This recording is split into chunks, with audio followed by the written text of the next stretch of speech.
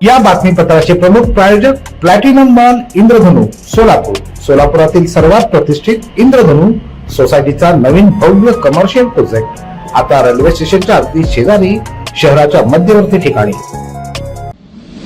जिल्हा परिषद तसंच पंचायत समिती निवडणुकीच्या अनुषंगानं राज्य उत्पादन शुल्क विभागाच्या वतीनं मोठ्या प्रमाणात कारवाई करण्यात आली आहे.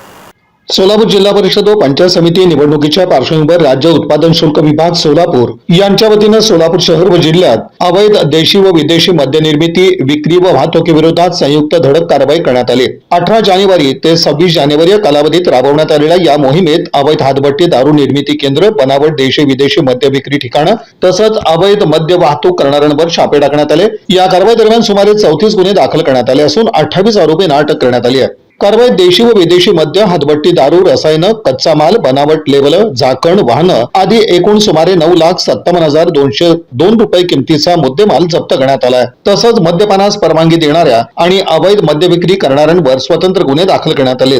ही कारवाई राज्य उत्पादन शुल्क विभागाचे अधीक्षक श्रीमती माधुरी पाटील, उपाधीक्षक, निरीक्षक व कर्मचाऱ्यांच्या पथकानं केली.